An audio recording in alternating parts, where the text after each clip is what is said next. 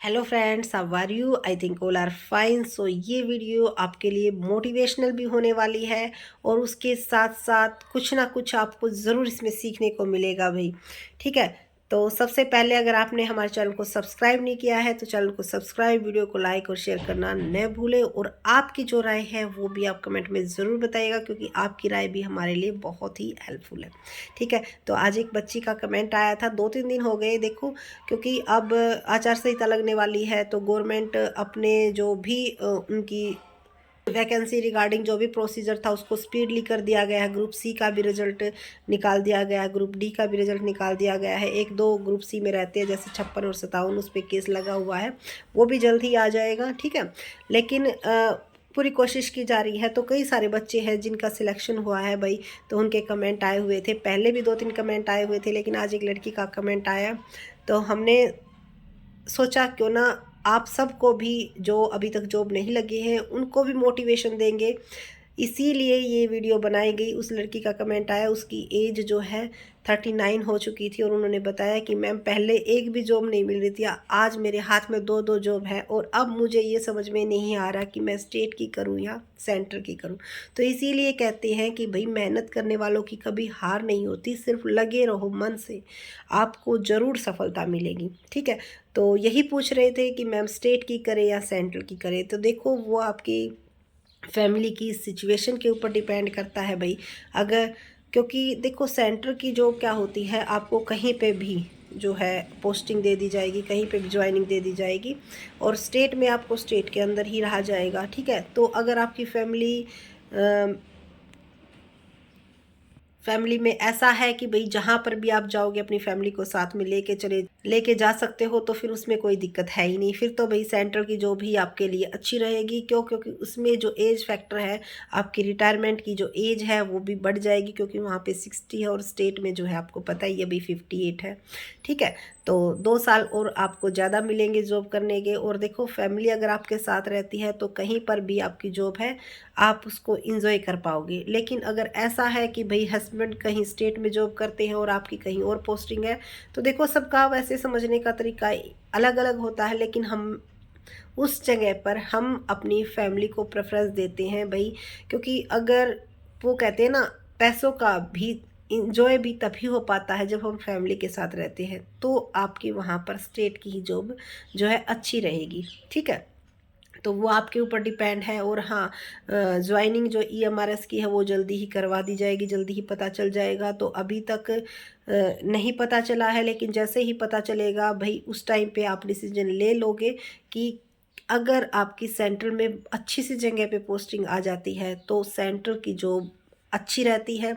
लेकिन अगर सेंट्रल की जॉब ऐसी जगह पे आ गई जहाँ पर आपको रीजनल लैंग्वेज में भी प्रॉब्लम आएगी, जहाँ पर आपको खाने पीने में भी प्रॉब्लम आएगी, तो फिर वहाँ पर भाई आपकी स्टेट की जो जॉब है उसको प्रेफरेंस आपको देनी चाहिए। ठीक है, और उसके साथ साथ भाई कई जॉब्स ऐसी हैं भाई, सैलरी में भी डिफरेंस हो जाता है, और उसके साथ साथ इंटरेस्ट ये भी एक मेन रोल प्ले करता है।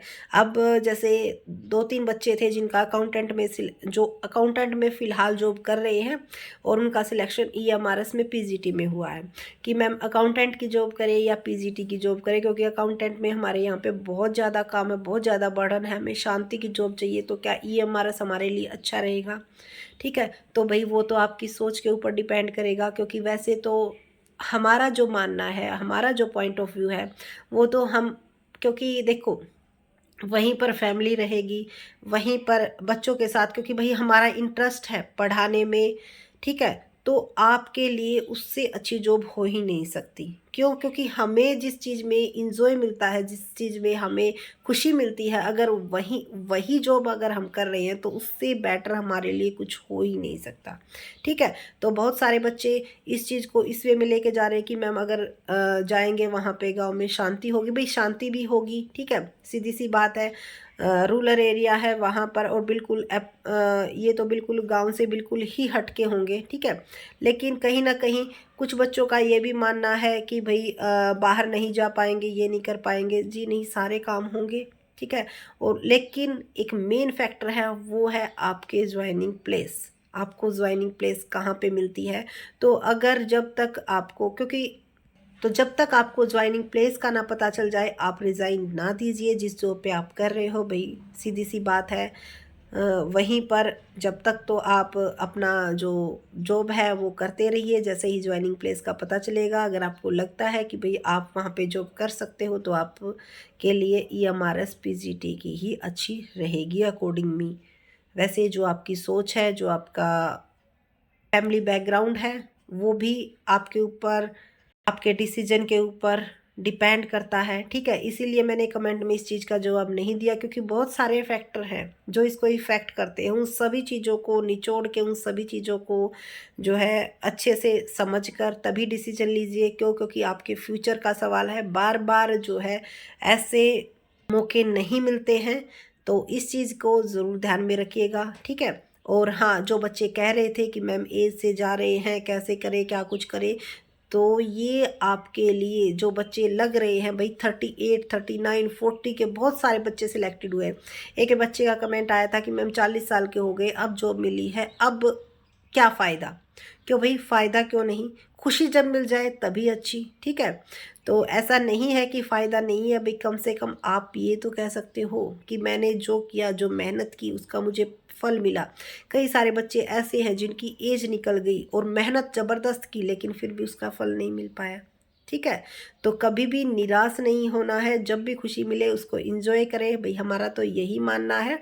क्या पता कितने दिन के हैं, तो इस चीज़ को अपनी जब भी मौका मिले, खुश होने का जब भी मौका मिले उसको भरपूर एंजॉय कीजिए। और जब भी आपका मन दुखी हो तो ये समझ के उसको आगे टाल दीजिए कि भाई दुख के बाद सुख की घड़ी ज़रूर आएगी। सिर्फ़ और सिर्फ आपको कोशिश करनी है। वो कहते हैं ना, टाइम हमेशा एक जैसा नहीं रहता। तो खुशी को एंजॉय कीजिए और दुख का टाइम निकलने का वेट कीजिए। फिर आपसे बेटर लाइफ किसी की नहीं हो सकती, ठीक है। आपको सिर्फ़ और सिर्फ उसको जीना आना चाहिए। तो कई बार क्या होता है भाई, अपनी जो बात होती है उससे भटक जाते हैं। तो कहने पूछने यही आए थे, कौन सी बेटर रहेगी आपको उसका, जो मेरी तरफ से जो मेरा पॉइंट ऑफ व्यू है। देखो भाई, मैंने पूरी कोशिश की है जो अपना पॉइंट ऑफ व्यू है वो आपको बताने की। तो आप सोचिए, इस चीज़ पे विचार कीजिए। और हाँ, जो हमारी वीडियो को देख रहे हैं वो भी ज़रूर बताइएगा कि आपका क्या डिसीजन है। आप इसकी यहाँ पर होते, आप स्टेट की करते या फिर सेंटर की करते, आपका डिसीजन भी हमारे लिए हेल्पफुल होगा। तो कमेंट में ज़रूर बताइएगा। और आपकी जो भी क्वेरी है वो भी आप कमेंट सेशन में पूछ सकते हो। और एट ए लास्ट यही कहेंगे, जो बच्चे डीमोटिवेट हो गए हैं तो वो डीमोटिवेट ना हो। काफ़ी अच्छी संख्या में वैकेंसी दोबारा से आएंगी।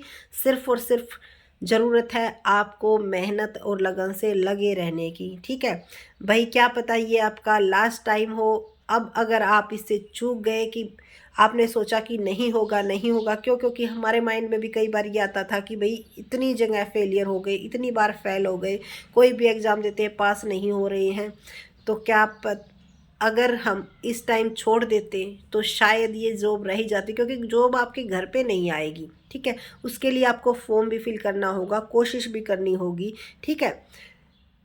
तो कोशिश करते रहिए, एक ना एक दिन सफलता ज़रूर मिलेगी। अगर सफलता नहीं मिलती है तो उससे आपको एक्सपीरियंस तो ज़रूर मिलेगा, बहुत कुछ सीखने को मिलेगा जो कि आपके जीवन में, आपकी लाइफ में बहुत ही आपके लिए हेल्पफुल होगा, ठीक है।